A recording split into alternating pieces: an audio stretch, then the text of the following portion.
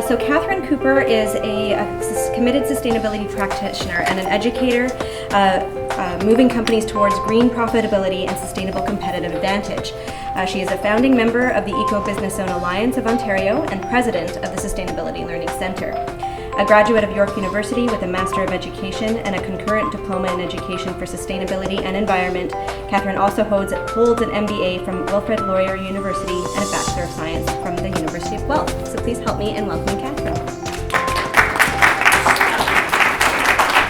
All right, we're going to have fun. Well, maybe not as much fun as we'd like, but we're going to have fun this morning. Thank you very much, everybody, for coming. I'll just mention, just before I get started, I'll pass this around. There were some resources on the table there. If you picked one of those up, please feel free to pass them around to other people to have a look at. I do have those on an email that I can send you. So there's some really good stuff out there, as well as all the great stuff that's on Monica's website. So just wanted to bring that up to make sure. I appreciate the opportunity because this is my favorite topic in the whole world, and I think Monica hit it on the head when she said that we've got a great opportunity with sustainability because we have this opportunity to connect what's important to people to what's important to a company to get really great results and to get engagement. You know, I don't know if you know, but the statistic is that in the workforce today, we have a $300 billion engagement problem in North America. That's, $300 billion with lost productivity because people are not actively engaged in their day-to-day work. And sustainability really gives us an opportunity to align the intent of an organization with the intent of an individual, and I think this is going to be great stuff. I want to start with a quick poll, and I'm going to try throughout this presentation to model some of the techniques that you might want to use with your own employees, and having an understanding of where people stand is a really important process. So this is a quick poll. First of all, how many people have no experience with employee engagement? They haven't really tried, they want to get started, but they don't know where to go. Okay, so that's not too many of you. Okay, how many people have done some employee engagement stuff and have had some success, but want to see that improved? Okay, so that seems like the majority. And how many people, and you probably aren't here if this has happened, you've had tremendous success with engagement and you're just here because you want to be with other people who care? Okay. All right, so most people are sort of in that middle point. Again, modeling behavior, one of the things that I would do if had a little bit more time is I would do an icebreaker. Most people, when they hear those, they go, oh. And I think the important thing about icebreakers is, we're not going to do that, but I'm going to tell you about what I would have done if I had more time. Because again, engagement for sustainability is all about understanding the values that your employees hold and being able to connect those to what you're doing in an organization. So one of the things I might have done is I might have done an icebreaker where I would have asked everybody in the room to tell a partner where they would rather be today and why that's important to them. And so I'll give you yes, and I know I do this with all my training courses, and people are, off in Thailand or at home watching the football game. It's all kinds of interesting things. I'll give you an example. So for me, where I would rather be today is I'd rather be in Aruba with my kids. My husband has promised to take the whole family on a vacation down south this year. This will be the first time that my kids have actually been out of the country, and they are so wound up and excited about it. And so that's where I would be, as I would be in Aruba with my family, because my two boys are just they got their passports this year and they're just keen to go someplace. Another thing, approach you could take is a little known fact. So, you could ask people, and again, tie it to values. So what's a little known fact about you, about what's important in your life? And so you go around the room and you ask people to tell, because you're trying to get to what's important to them. The reason that you want to get to those values, and I'll talk a little bit later about the segmentation of your employees and how not everybody is green. Like, there's a lot of us in this room who, when we talk about the environment and we think about polar bears and penguins and all those great things, that's meaningful to us. I mean, I really care about that stuff. I'm a big camper and I really want to know about that stuff. But there are people in this world who aren't. And so you need to know where their hot spots are. The final thing is one that was done yesterday by Jim with Two Truths and a Lie. So you can actually do an icebreaker using 2 truths and a lie about things that are important to me. So, name 3 things that are important to you, and one of them is a lie and the other are truth. Okay, so just to move on, so if our destination is mobilizing frontline staff, because everybody here is going to sign up for the PPG program, because it sounds fantastic, it really does. I know I've had a couple of people say to me, I'm looking for new ideas. I think your new ideas are right here, that Jennifer is going to start to capitalize on and start to share ideas from all different organizations. And if you sign on to that program, that's going to be your new feeding ground for new ideas. So what's going to be our journey today? We're going to talk about insights into behavior. Behavior, attitudes, beliefs, values, those are the things that drive each and every one of us, and we'll talk a little bit about how that all works. Then we're going to talk just quickly about why efforts fail. So I've got a bit of a case study of an example that was started out absolutely brilliantly, was very successful, and then petered off, and why that happened. I'm going to talk a little bit about tools for success. How many people are familiar with community social marketing? Okay, so there's some tools there that I think that if you apply them, and I'm sure that Monica's got them in the Living Planet at Work program, that really, if you do stick to those, you can be assured that you're going to have success. I really believe that. And then finally, a little bit about maintaining momentum. Again, going back to modeling behavior, there are prizes. So as you're sitting there, 4 of you are going to be great winners by the end of this program, and so I want you to think about that as we go through this process. So what does the destination of mobilizing frontline staff look and feel like? How would we know it when we actually get there? And I think most of us are familiar with Interface Carpet. They are the leaders in the whole sustainability field. The iconic leader, Ray Anderson, started this whole movement in 1994. And in his book, Confessions of a Radical Industrialist, how many people have read that? It is really a good book. Get your hands on that. It's absolutely brilliant. He tells a story about, so the book was published in 2010, and a couple of years before that, he was inviting CEOs from major companies into his operation in Atlanta, Georgia, to tell them about their journey and to kind of inspire other company leaders to take the same approach. And one of the company leaders was an executive in the food industry, and she was kind of skeptical. It all sounded really good, mission zero, we're not going to have any impact on the planet by 2020, but she really wanted to see how it really translated into what was going on the plant floor. So during lunchtime, she wandered down to the plant floor, and she found Ray Wisner, and she said to Ray, "So what do you do here at Interface?" And Ray's comment was, "I come every day to work to help save the earth." And so she's talking to a forklift truck driver who's driving rolls of carpet around the floor, and this is his response. It's like somebody must have gone down and had a little chat with him and say, "Okay, she's coming, here's what you say."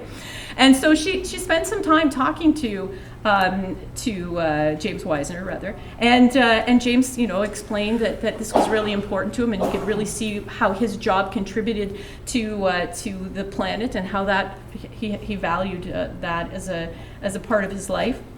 And then at one point he says, "I'm sorry, ma'am, I don't mean to be disrespectful, but I've got to get back to work. Because as I'm sitting here, the emissions of this plant are going up, and our waste is going to go way up. I have got to get to my workstation with this roll of carpet."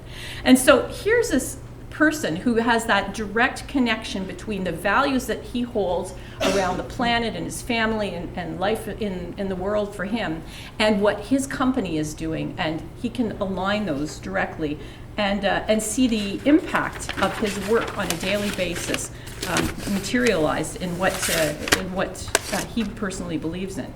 Unfortunately, this is kind of normally where we end up, where we say, study in 2010 where 86% of employees are not engaged by their company's sustainability programs.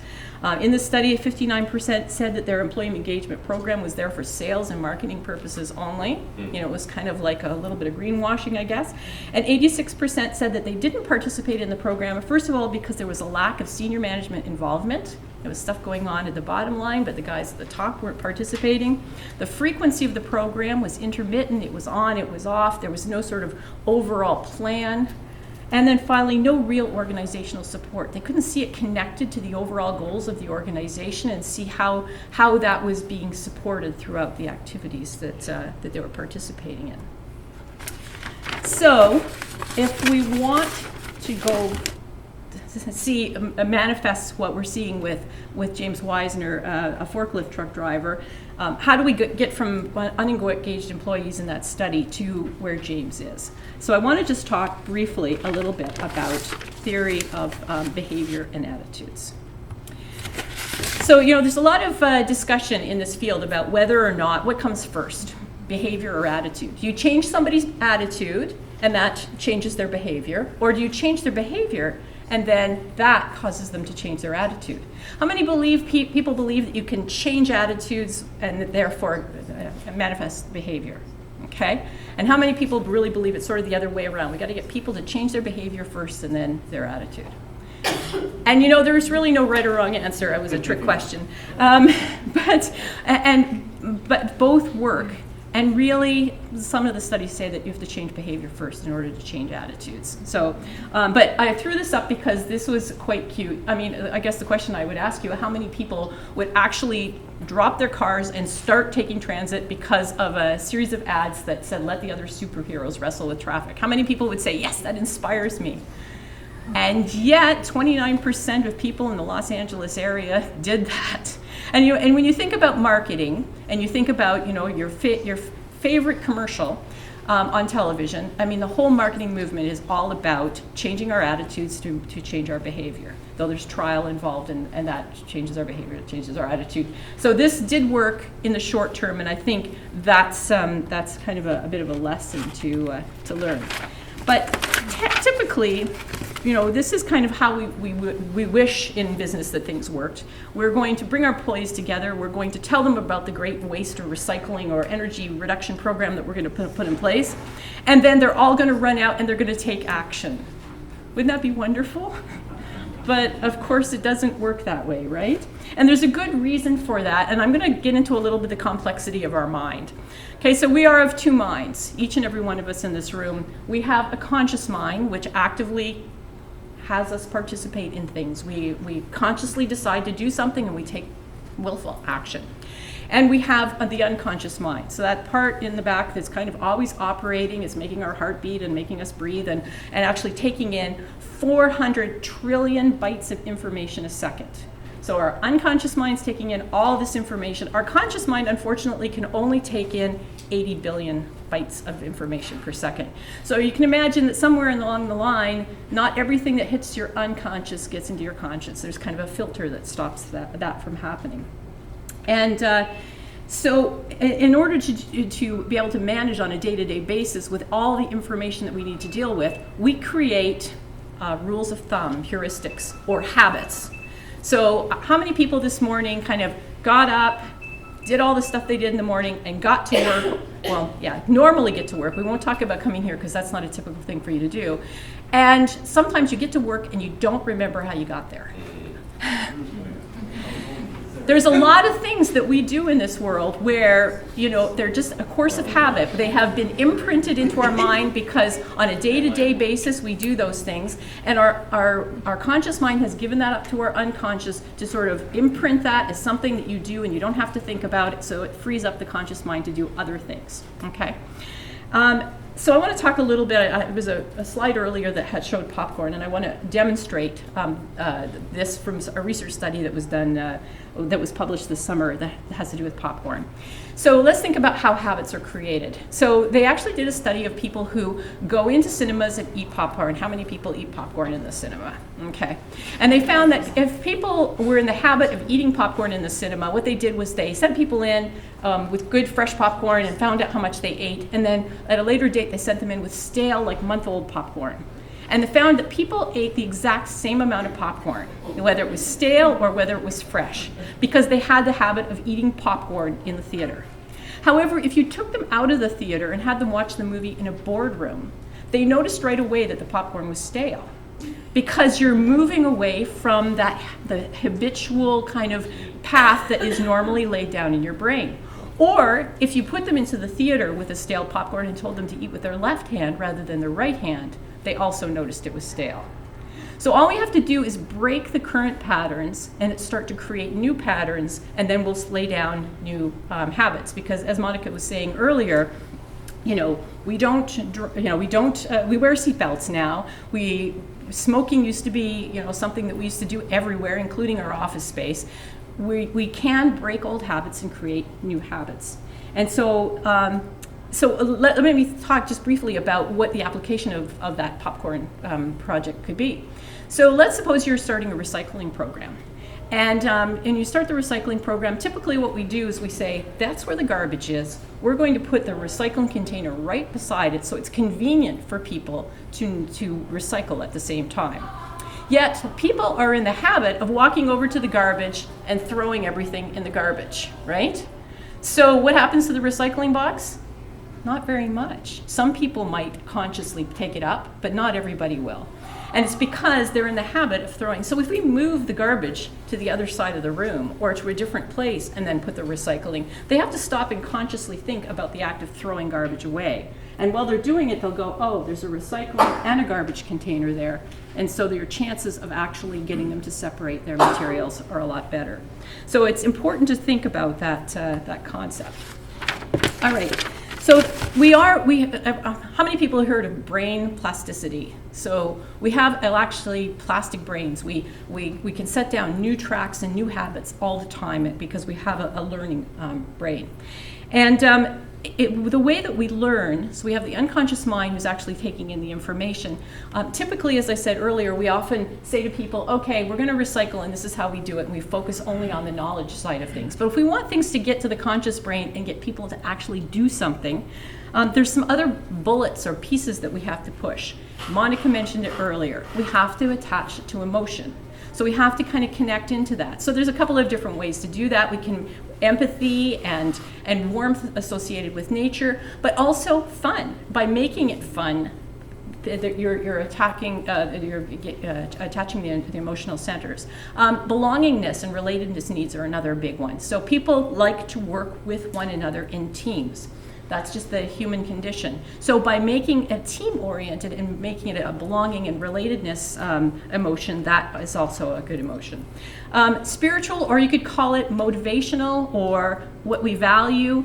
So understanding what we value also motivates us. So understanding what's important to employees and talking it and connecting it with that. And then we are social learning creatures. So there is a tendency for us to look around and see what everybody else is doing, and then from there decide whether or not we want to participate in something.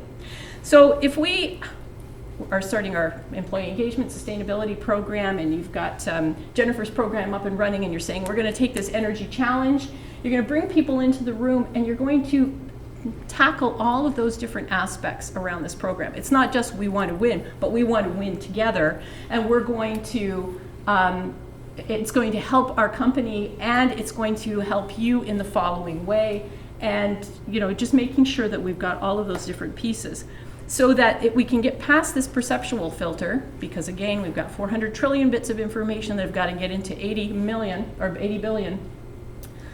which will then allow us to get to that conscious mind where willful action occurs. If we only talk about knowledge, for instance, what often happens is it just kind of skips off the conscious mind. We just don't really pay attention. It's not changing our habits at all.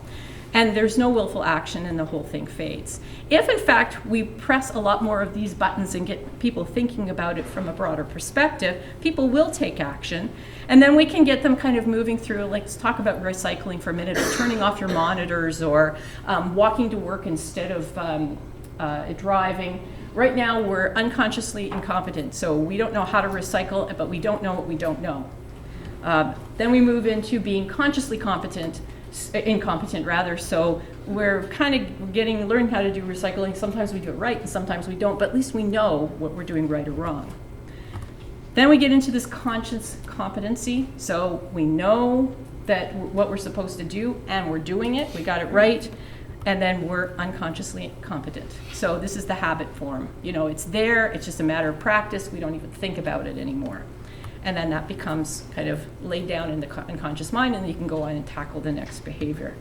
I'll give you an example of this because it seems kind of complicated and woo-woo. So think back to 2009 and the N1H1 flu virus season. And if you remember, the Ministry of Health and the local health units were all over the place. We're saying, get your flu shot. N1H1 is coming. We're all going to die. Well, they never said we're all going to die. But how many people ran up in early September of that year and remember getting their flu shot? Yeah, in fact, there were lots, even though they had spent a lot of time on marketing campaigns, there were a lot of people who were just saying, I'm not getting my flu shot. I never get a flu shot. It's not really that much of a problem. I'm not really worried. And then one weekend early in October, a 13-year-old, apparently healthy hockey player collapsed on the ice and later died. What happened? Did anybody remember what happened? Massive lineups. People just went nuts. Everybody needed a flu shot. Some people stood in line for 8 hours trying to get a flu shot. So what basically happened, when we started just talking about the knowledge, you ought to get your flu shot, it didn't go anywhere. However, then people became fearful, right? So the emotional centers of their brain were tapped in. Oh, somebody died, that could happen to me. If you look at the motivational side of things, if it's not going to happen to me, it could happen to my kids. I could spread it to people in my family. So the motivational centers, my family is important to me, the health of people. And then I drive by and I see all these lineups and I'm listening on the news and people are lining up. Everybody else is doing it. I better do it too. And so then we had everybody flooding in to have their flu shot. So that's kind of the concept of how this basically works. And I guess the reason that it's important to kind of think about that is because not all our employees are the same, and not the same things motivate all of the people that work with us. So who basically cares? And there's a lot of ways to slice and dice the way that employees look at, let's say, environment or sustainability. This was a study that was released in April 2011 by Ogilvy and Mather. And this is American data. This was a big study they did in the U.S. But I think we're probably not too far off. Maybe the upper green and the super greens might be a little bit stronger. So basically what they said was, you've got 16% of our population who are super greens. They get it, they're already doing it, they can be talking about these practices at work already, or they might be kind of scared to talk about them because they don't want to be seen as crunchy granola, but they're already doing the right things. We've got 18% who are green rejectors. There's almost nothing you can do to really get them to participate actively and really believe in this whole sustainability movement at this particular point. And I think that I want to underlie that point, that your success in your sustainability program at the beginning is not 100% participation.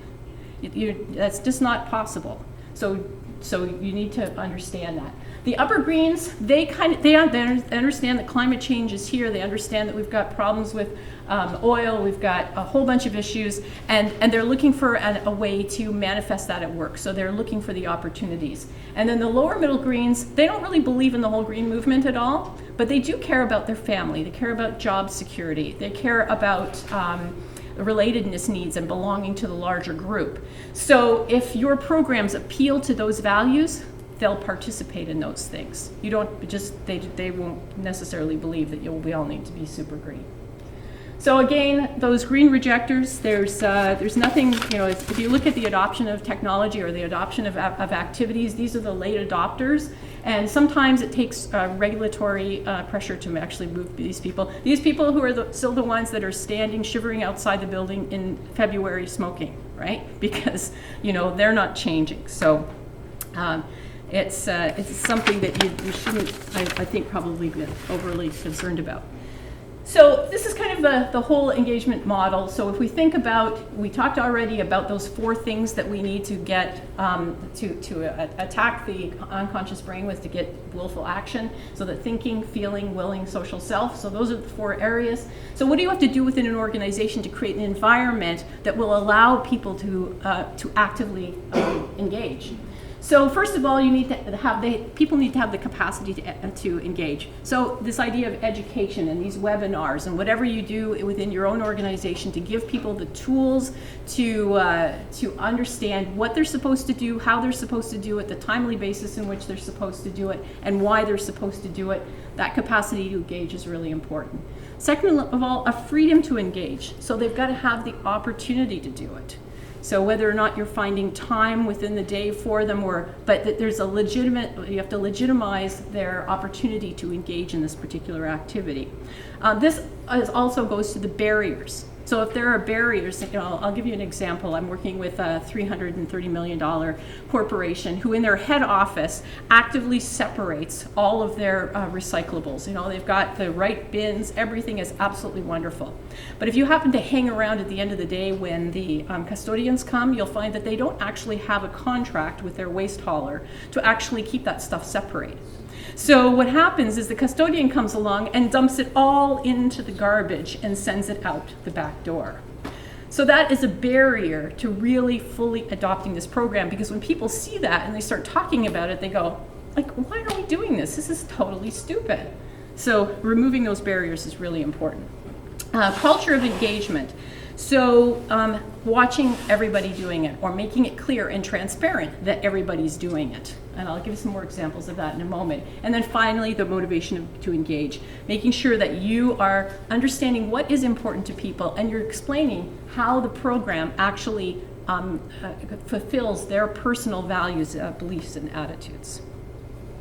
I'm just going to skip this one, but this next one I think is important, Monica talked about this as well. So if you look, Monica had kind of three wheels there, and the first one was the individual, and we've talked a lot about the individual. The next one is the organization. That if you don't have organizational supports to make this program work, it will not continue to evolve.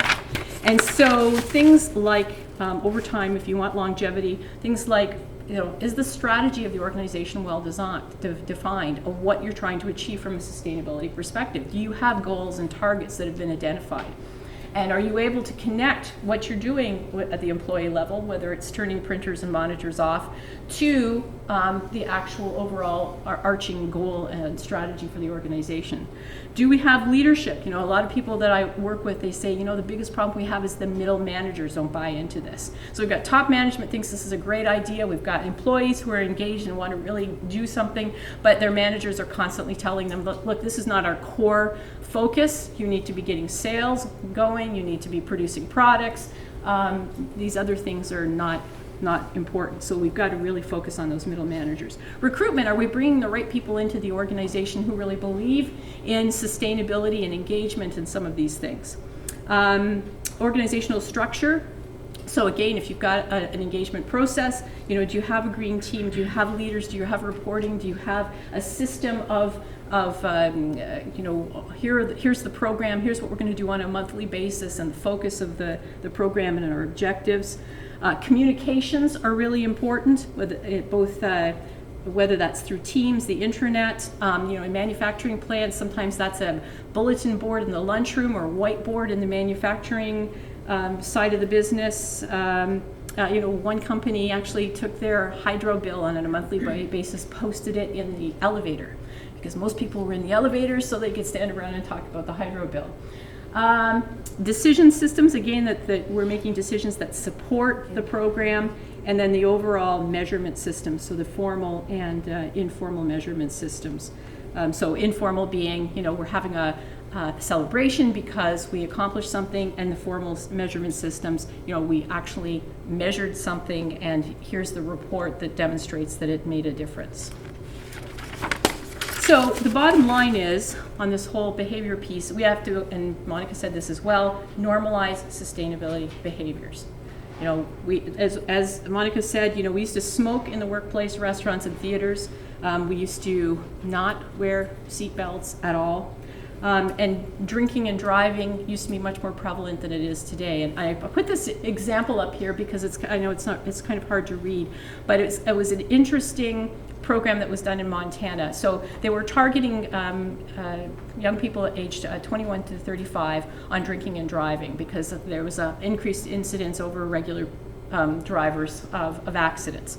And so their original program is, don't drink and drive, right? So, but then they did a survey of these young people, and they found that of the young people that they talked to, only 20% of them said that they actually knew somebody or themselves had participated in kind of a drinking and driving incident.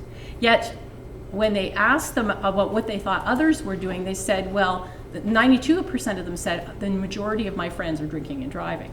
So in fact, there was a disconnect between what was actually happening and what the perception of what was happening. So they turned it around and they said most Montana young adults don't drink and drive. So it goes back to that, everybody's not doing it in this case. So you're part, and so normalizing the behavior. What's normal is not drinking and driving. So what we're trying to get people to is what's normal is the sustainable behaviors that we're trying to put in place. The other thing is, of course, making it personal. So it's really important that we, I've already talked about values and connecting it to people, and also connecting it to local issues. So looking at your community, looking at your plant, focusing on the targets specifically there. There's a lot of people that are very uncomfortable with kind of talking about the broader issues that we're faced with, such as climate change and some of those things, because some people actually get quite turned off or unengaged because they feel disempowered. So, knowing that there's 5 billion tons of carbon going into the atmosphere cumulatively, year after year after year, can leave people thinking, oh, well, how is turning off the monitor going to make a real big difference here? So focus on the short-term targets, the targets in front of people, as well as the longer-term, broader targets. And yes, this was a Mother Teresa, if I look at the masses, I will never act, but if I look at the one, I will. And then finally, making it positive and plausible. So the goals being plausible, that you could actually accomplish them, and positive, so this goes to fun. This was a community thing, but why not have within your company an energy smackdown where you're competing with different offices. There's one organization I'm working with, they have 87 different offices, and on an annual basis they do a month-long commuter challenge, and in that commuter challenge they actually line up offices of like size, and they compete against one another, and you get points. You get 3 times as many points if you walk to work, and 2 times as many if you bike to work, and then if you carpool you get 1 set of points, and then they tally up all those points and they give they give prizes and they recognize people. The other thing that they do is that each one of those offices, they have a mini trike race, and all senior management participate. So that makes it fun. We're seeing the senior management racing on their tricycles. In the city of Ottawa, they kicked off their sustainability program by doing the time warp. This auditorium full of thousands of people, and they talked about their sustainability program and finished it by everybody doing the time warp. And to this day, they have people come up to them and say, that was really a lot of fun. We had some really good feelings associated with that. Another kind of fun thing that one organization that I'm working with, so they're taking little cartoon characters that are doing actions such as double-sided printing and turning their monitors off and that sort of thing, and creating them in such a way that you can actually take your own picture and slide it over into that, and then you can print that off or put that icon on your computer, or so that you can be, I can be a two-sided printer, for instance. So it's quite cute, some of the things that they're doing. All right, so why do efforts fail? So we've got lots of good reasons why they ought to be successful. So I'll give you a bit of an example, and this is an interesting one because, again, this company was spectacularly successful in the early part, as many as 10 years. So this is a company that is a branch plant of a multinational organization with a very strong sustainability plan. And they had a very charismatic leader.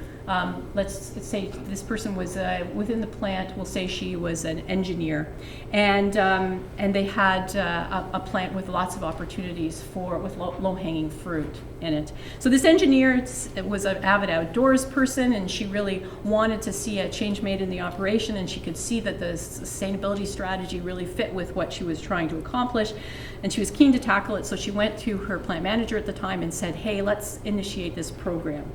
And so they did training a lot of the people in the staff to help them in each of the departments understand where they could decrease waste, decrease water use, and decrease energy. They launched an entire suggestion process where almost every employee in the entire organization made suggestions. They rewarded people for making suggestions by giving them a small energy efficient device. Then they had a team that went and looked at each one of the suggestions, and they went through them and decided which ones they could implement in the early days and which ones would be implemented later. And I think all but 4 suggestions of some 200 suggestions were actually implemented. And as each suggestion was implemented, there was a celebration of that person who had made that suggestion. Their picture went up on a board. They were given, again, another gift and some recognition. And they had a nice whiteboard outside in their plant that talked about how the progress that they were making on their energy waste and water reduction efforts. So there's a lot of transparency, lots of reward, and over an 8-year process, they saved $4 to $5 million. It was hugely successful. But then this charismatic leader, they had no place to go. There wasn't much more. The company wasn't willing to go any further with that activity, and so that person left. The plant manager changed over. And that's when I came into the picture, and I actually interviewed a few people within that plant. And where there had been a lot of energy and excitement around the activities that were going on, and every employee in that organization felt that they were having an impact and making a difference, when I talked to them, they said, "Oh, we're not doing that anymore. It's gone. It's, people left, and the new plant manager really doesn't support it, and it's just not happening anymore." And when I talked to the plant manager, he said, "Well, it's now part of our DNA. It's in everything that we do. It's now completely, integrated." But the employees didn't see that. They didn't see that that was actually occurring. And so there was kind of this complete disconnect, and that was kind of the end of the program. So I think, it's, so let's look at what happened where, looking at the model that we had. So in the early days, they had the capacity to engage was there. There was lots of good training. There was lots of good supports and mechanisms to pull together information. People had the freedom to engage, so they were encouraged to provide suggestions and improvements, and were recognized and rewarded for it. The information was transparent. Everybody was doing it, the culture of engagement. And people felt motivated to do it. I mean, partially because the leader was so charismatic, but also because it meant job security for them, and that the longevity of their plant, and that they were going to be able to stay in business, and that connection was made for them. But what fell apart was maybe some of the leadership pieces. So we've lost 2 important leaders who were really supportive of the many things that had gone on. Maybe the recruitment process. So as those people were replaced, the people that were hired were didn't bring with them the same ideas and concepts. And I think the decision support systems and the communication systems, because if it was really embedded within the organization, that wasn't being communicated back out to individuals. So we've got to make sure that we have all the systems in place and kind of keep those systems up as we go forward. And then another thing, the reason that why these programs fail is sometimes green fatigue. How many people have experienced green fatigue? Okay. And it's like trying to keep the program going and going and going, and it's all kind of settling back on the same people all the time. And this is a real phenomenon, there's no question about it. And there's a phenomenon in a couple of different cases. One, at very early stages, it's a problem. So as you're trying to get something up and running and kind of institutionalize it within the organization, it becomes quite cumbersome because if it falls back on the same people all the time, it's a problem. If you have a lack of variety and fun, so if you're not continuously changing it over, if you're not making it fun and getting people fully participating, then that can be a reason for green fatigue. What I've been told by some of the folks that I've worked with is that if it's a team effort and people are working together, then you won't get green fatigue because people are stepping up, because again, everybody's doing it. And then if certain barriers haven't been removed and you're always coming up against those barriers, you'll get green fatigue as well. So I've got a little quote I want to read to you because it might give you some comfort that in fact green fatigue is overcomable. And this person, I was interviewing her on the phone, and I said, "Well, what about green fatigue?" And at the time she said, oh no, it doesn't exist. It really doesn't. And then she emailed me back with this email. And she said, "But I do remember a time when I felt this fatigue." She says, "I'd like to edit my comments because I thought about it, and I do remember a time when I felt this fatigue. It was like hitting a wall when you go jogging. I think it's because of a perception that I was running a program that would make everybody greener and happier." So she thought, that's what I'm achieving here. But instead the program became a venue for complainers. Why is our company selling water in plastic bottles? Why do we have all this packaging in our stores? Why are we throwing out this merchandise instead of donating it? Why? At first, I tried wishing away these questions. I wasn't responsible for making changes to our selection of merchandising or changing packaging or adjusting our donations policy. It was only when I made these questions my business that I understood the program's potential and was subsequently able to demonstrate the program's relevance to the business. The legal team was so tired of hearing from me that they actually developed a new donations policy, which was implemented at the beginning of this year. The merchandisers developed a water bottle that is truly closed-loop product. Just last week, I was able to read to our sustainability captains a customer letter praising our improved packaging initiatives. She says, "Harvesting the fruits of an employee engagement program is a whole lot more uplifting than getting the program going." So early stages is different from the longer term stages. We launched in July 2008. Now we're in 2011. Some things just take time. So please be heartened by the fact that if you work through green fatigue, it's sort of like giving birth for those of you, there is an end in sight. You just have to keep at it. You can make a difference. All right, so I just wanted to go to some of these community social marketing tools. So we've kind of gone through how do people's minds work and how do we appeal to people. We've talked about what are some of the failure modes that can occur in this idea of green fatigue. What are some of the things that you can actually do that will bring people together and get them engaged. So this first one, and this is all based on community social marketing, Doug Mackenzie Moore, Fostering Sustainable Behavior. If you haven't got his book, you might want to get it. I also have a short paper that's kind of a condensed version of some of his writings. If you want it, give me your card and I'll send it to you.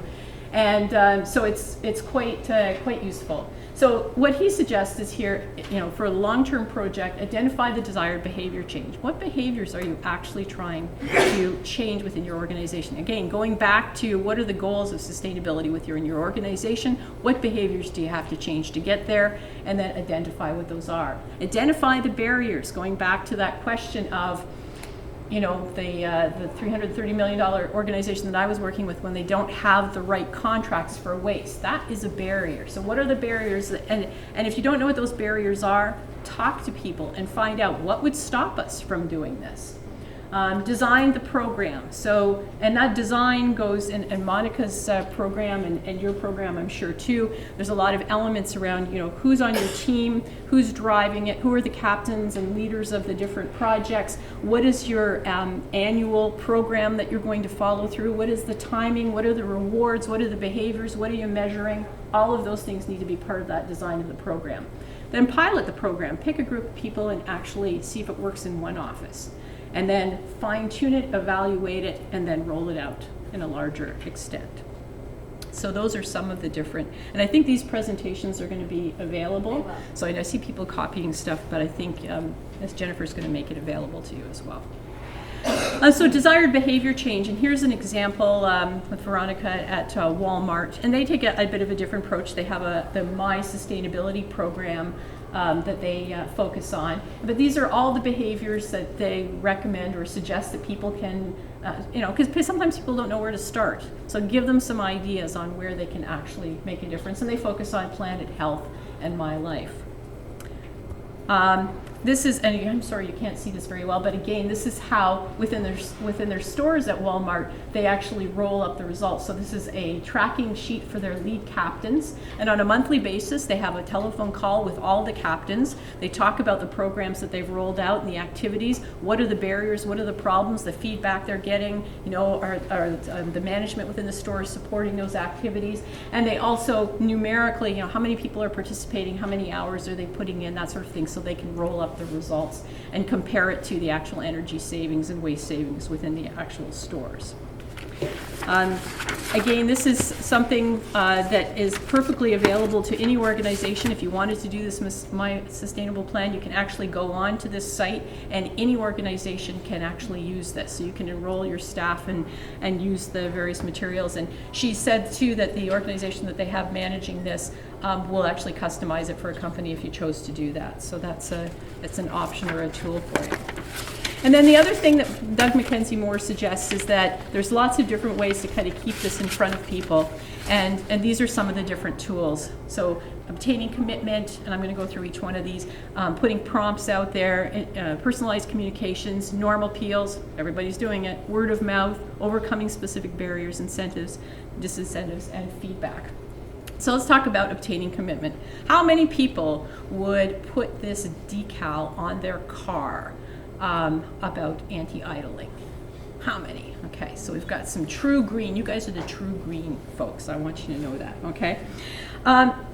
If we asked you to put it on your car, we're going to get this many of people. But in a study that they did a few years ago, they managed to get 82% of people to say that they will put this decal in their car. And they did it because they did it in a two-stage process.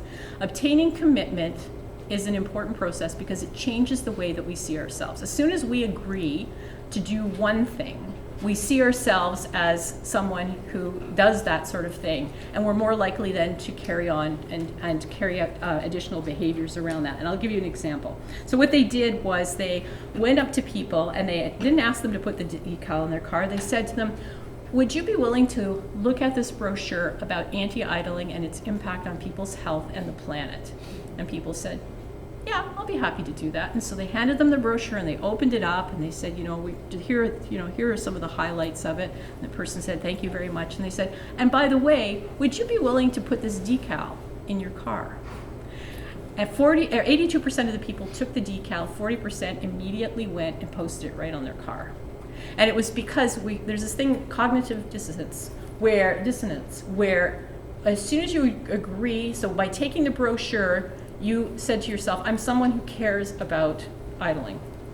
And as soon as you did that, then you felt compelled to also care about it in other ways by putting the decal. Yeah? I find it misleading because it really should say, don't idle, that would make more sense to me. Then I would put it on my car. Yeah, no, that's a good point. And maybe the brochure and having people actually read more about it helped them, was also an educational process as well. So this idea of obtaining commitment is really important. And again, I have a few pictures from Walmart. I apologize for that, but Veronica was willing to share them, so I thought it was well worth it. So that other document you saw with all the checklists, on the other side of it are these happy faces. So everybody is given one, and they check off the areas that they would like to commit to implementing over the course of the next year. They sign it, and that becomes their pledge form, and it also becomes a thing that they can take back to their workstation. They can post these little happy faces up, and it becomes part and parcel of the program. So, I mean, these people, not only have they written the commitment down, but they've also been photographed. And then, of course, there's going to be follow-up associated with it. So that sense of commitment, as I say, it changes the way that we see ourselves. And it really is important. And it can be done in small baby steps. You can take one step and then the next step and the next. Norm appeals, so this is again about everybody's doing it. So people mirror the attitudes and behaviors by observing those around us. Think about being the only one on your street that's not recycling or composting or whatever. Particularly those people they interact with most often. So their coworkers, their family members, people in their neighborhood. And norm appeals or saying, everybody's doing it is really important. So this commuter challenge, the fact that in this particular company they do it for an entire month throughout the entire company really helps to support it. Here's another example of that. So these are posters that would go up at the stores at Walmart, and they kind of rotate through them to keep the messages fresh. And so again, they've made it personal. They've made it clear about what people are doing. So they're not just recycling, but they're specifically, or just volunteering. So the guy in the corner who's coaching, he's coaching a team. He's not just volunteering. The fellow who's got the mug, he's bringing a specific reusable mug. He's not just reducing his waste. So there's very specific actions that are associated with this. An interesting thing is that with the commuter challenge, what Wendy was telling me is that when they do that program, everybody who participates gets kind of a form that says, I am a walker, or I am a biker, or I am a carpooler. And they get to put those up around their office during the course of the campaign. But she says most people treat it like a badge, and they leave it there for the entire year.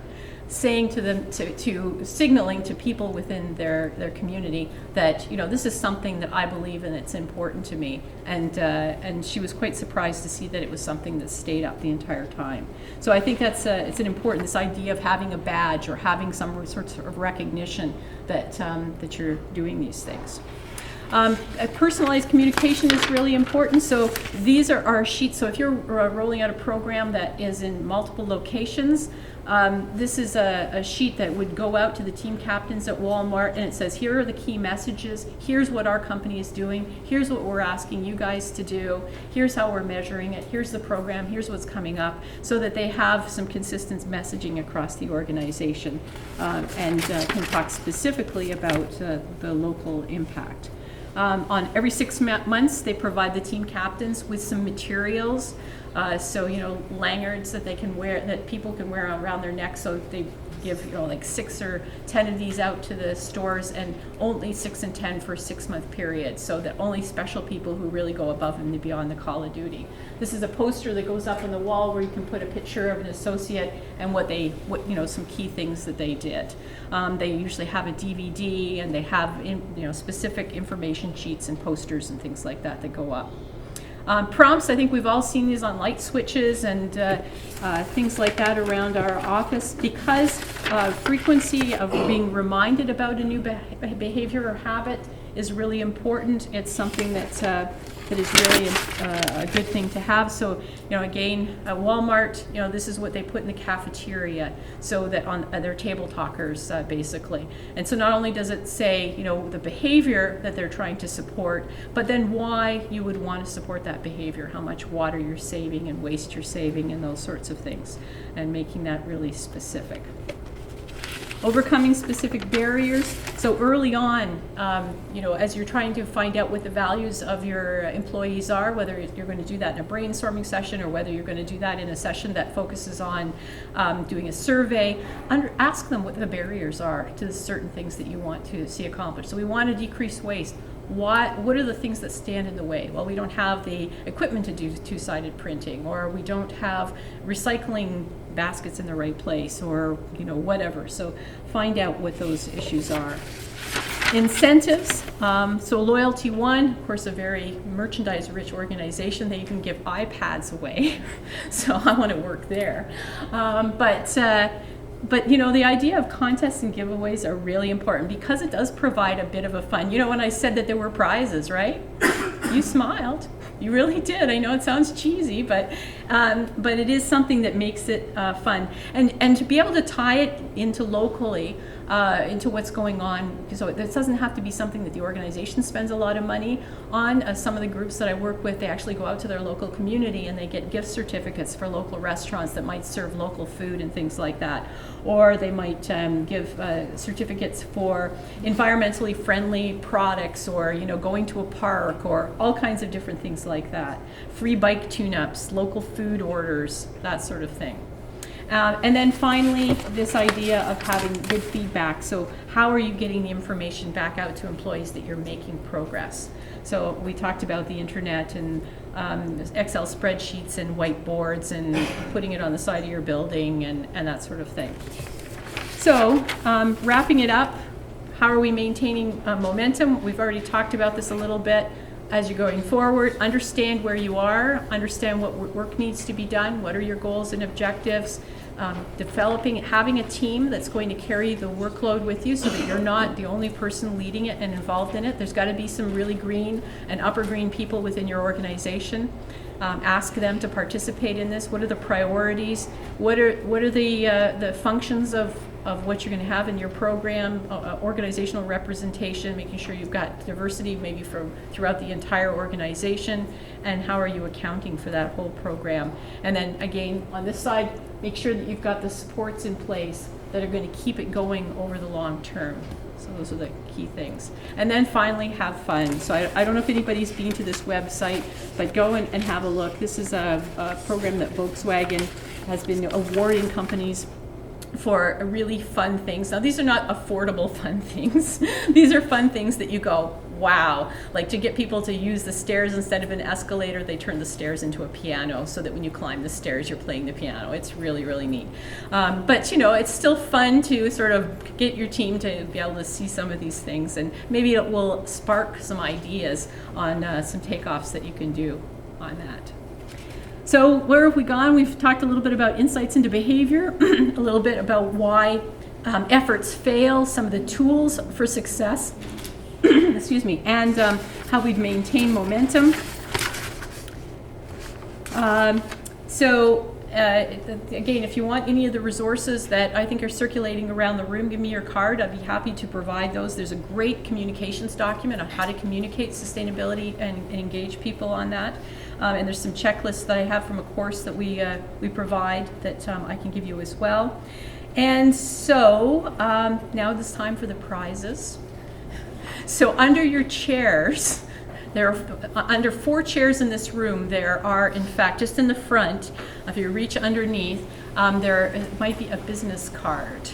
And I'm hoping that people actually sat in the chairs that have the business card. Yes, we have one. I'm going to put them out here. You can choose them. If you check the chairs beside you, because there are 4, and it's just at the very end. It's taped under the front edge up. We've got another one here. That's 2. We found 2. I think they're more over. Okay, we've got 3. I thought I had them more around this kind of area. I thought I had 2 here. I thought I had 1 in the front, maybe not, and then 1 here and 1 here. So, but prizes are a good thing to do. So please consider that into your program. And no matter how small, they certainly add excitement and suspense. So thank you very much for your attention today, and I look forward to answering any questions.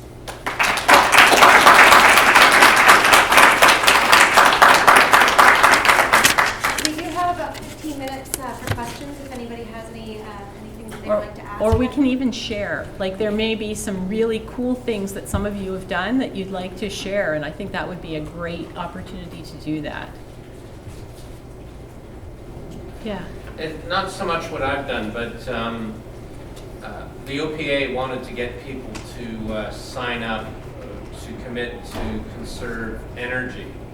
And Ben Chin, who's was with them, looked at their program and he said, I could have actually gone to Young and Eglinton and given $5,000 checks out to people and been just as effective as the results they got.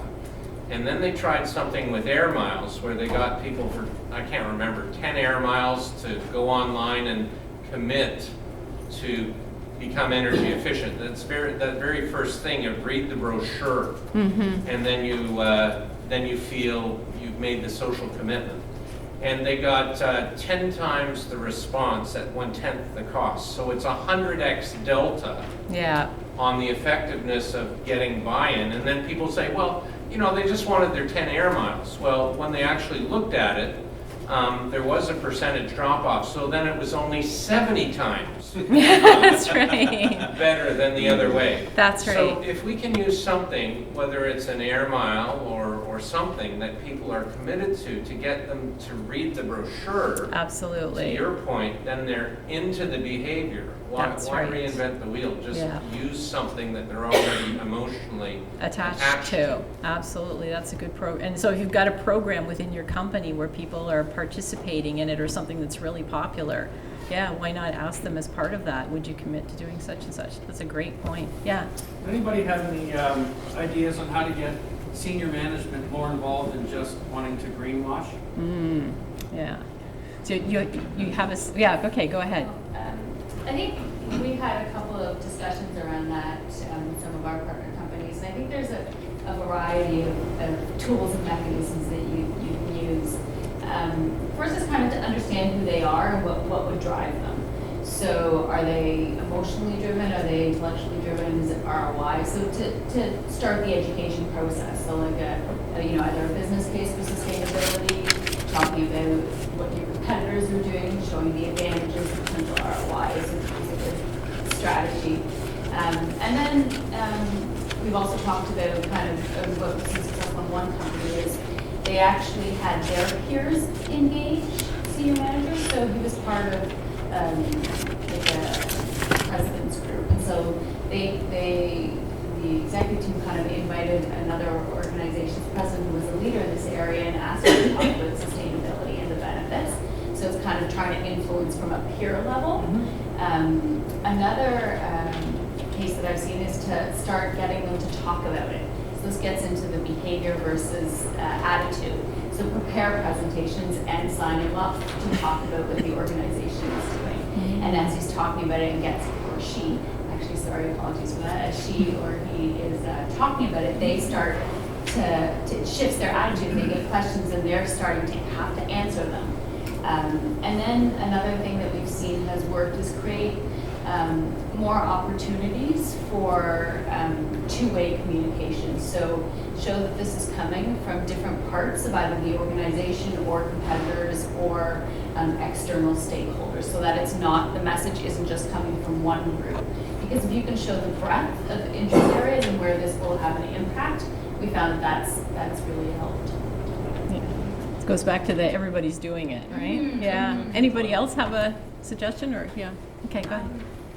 I work with Dillon Consulting, and one of the things that I felt was quite helpful in what we did is really tying it into what their normal role is. So making sure that as part of what they normally do, this is just an add-on as opposed to a separate piece that's always, there's a benefit to branding separately, but then it's easy to cut off.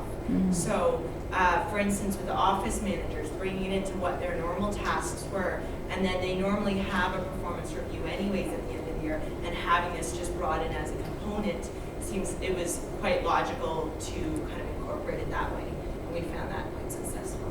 Yeah, that's a really good point, because then you're embedding it within the strategy and the structure of the organization. Yeah.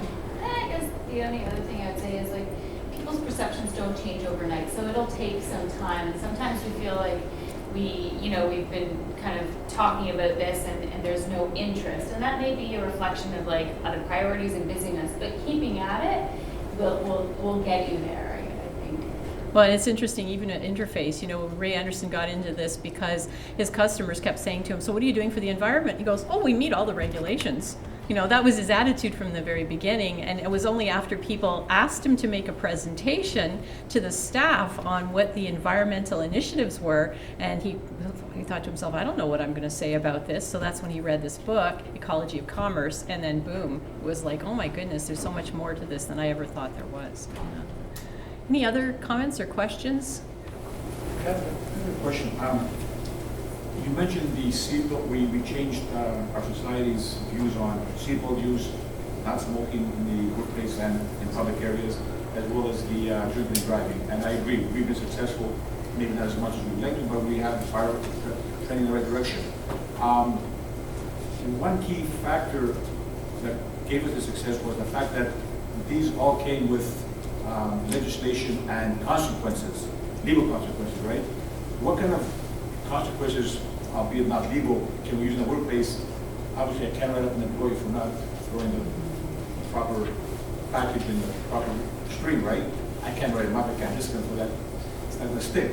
So what kind of psychological consequences can I impose on them that will kind of get me the same traction that we got out of the legislation? Let's face it, we have to admit, no legislation behind all those three things. We always smoke in the workplace, in the seatbelt. I know my daughter, she just got her license, and as much as she understands drinking and driving is wrong, she keeps telling me, Dad, I can't, because if once you go drunk, I'm going to lose my license, because she's on the graduate program. So it's the legislation that's really keeping her straight and narrow, right? Not the concept. And the legislation in some cases came last, right? It got those last adopters, so other people were slowly realizing, yeah, smoking's not a good idea and drinking and driving. And so a group of people were impacted by the messages and the community social marketing activities. But you always have to put the legislation to get the last 25% to make sure that they're doing it. I'll just make one comment, and then I think there's a couple of people that might have some things to add. But you do have company goals and objectives, And so, going back to the question of putting it into somebody's job responsibility, that you may not say that you're going to monitor their recycling, but that there are targets within that department around waste management. And to be able to report back to the group on that and let the social pressure of those people who are participating on the people who are not participating, to kind of make that transparent and clear that, we're at 75%, but we still got to get that last 25%. Anybody got an idea how to do that? And you're looking at Joe, who's the problem, right? So. Yeah, if I could just comment too, you can a lot can be done around making it a standard of work, a standard unit of work. So if you go to an organization to employees and want them to say reduce energy of a certain thing, that becomes part of their job, and you get them to buy into that and give you suggestions on how they're going to do that. And then if it doesn't work, then either you can go back to the process and change the process, or it becomes a disciplinary issue, right? So there are ways to integrate legislation, while it's not government legislation, but business legislation, into a work procedure for employees that maybe aren't getting on board. And I think that's a great point, because I think that legislation did drive change, but that legislation came about because of individual and group activists. So the seatbelt legislation really came about. Ralph Nader in the States had a group of activists on auto safety who pressured government and public in order to drive that. Smoking, we actually kind of looked at this in terms of, we're thinking about how to drive behavior change.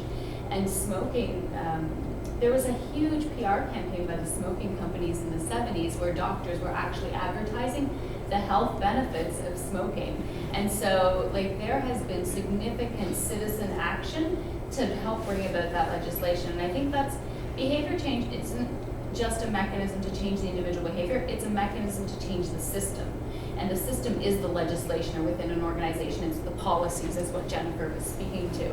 And so how do you get the behavior change to change the system? And that's, you put together a business case on instituting new organizational incentives or penalties for certain behaviors.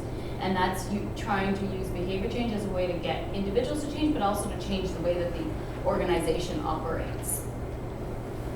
Did I see one more comment? Yeah. Yeah, well, this for me, it speaks to the issue of accountability, and accountability being a fundamental element of a broader strategy. And I've seen a lot of unsuccessful executed employee engagement strategies and broader sustainability strategies because that accountability mechanism wasn't there. And see, vice versa, when the accountability mechanism has been there, particularly at the senior executive level, seen far more levels of success. I'm not saying that that's that has to be the magic ingredient, but it certainly increases the chances. Absolutely. And going back to the comment, this is the normal behavior. The normal behavior is properly managing our waste stream and our water stream and our energy stream. So we're not asking people to do anything that's not normal. We're actually asking them to go to those normal behaviors. Well, the one thing that I would add as well that I've certainly seen a number of failures with, and I work with an organization called the Femina Institute, and I've seen a lot of really genuine efforts on single initiatives, but that haven't been attached to any kind of broader strategy or articulated strategy. And again, not saying that is a must, but I've certainly seen a lot that they're just it's a best effort to do something good, but it's a one-off piece that flops because it's not linked to anything. And I've seen it with sustainability training. Here are your lunch and learns. Everyone go through your sheep dipping. Femina has a tool called onelesston.ca, which is a great tool looking at sort of the spillover effect. Make your changes at home. Hopefully that comes back to work. We now have for actions at work. It's really simple. You click it. 1 of 20 actions. You commit to it. But still, the chance of success are going to be reduced unless it's part of a broader campaign. Absolutely, yeah. In that light, I use a metaphor of a spider's web. A spider anchors its webs on many points, and I think to embed sustainability, we need to anchor it on many points. So we need, we need personal change, and Walmart's PSPs are a means of engaging people in why sustainability to support the corporate, so that's personal. But then there's financial analysis, and they do paybacks so that they're getting a financial benefit that gets the CFO and the CEO engaged in it. There's communication is another anchor. There's training is another anchor. There's feedback is another. So we need all of these things as opposed Absolutely. to one thing. Yes.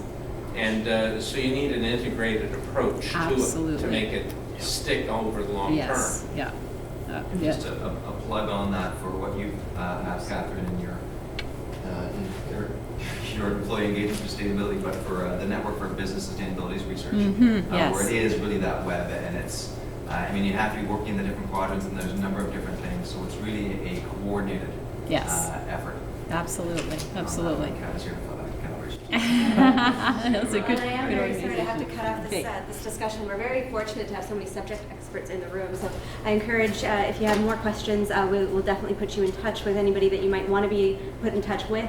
And thank you all for coming. And I just want to say again, thank you, Catherine. I think a lot of insights, a lot of things that I maybe take back and see if I can sneak back into the People Power Challenge, because there were certain things that were definitely flagged for me here today. And I hope that that's true for all of you as well. So thank you very much, Catherine. And thanks again to Monica, too, for sharing the Living Health Network program. It is a great program, so if you're looking for tools to help you with your employee engagement efforts, certainly sign on to that. And of course, I would be remiss if I didn't give you one last plug for the People Power Challenge. And again, say congratulations to all of you that have signed on to the People Power Challenge. I'm really looking forward to this year. I think it'll be a lot of fun, and we'll certainly be in contact to get everything rolling moving forward. So thank you all for coming, and I will get you on your way. And we're actually on time, so I'm pretty happy with that, too. Thanks again.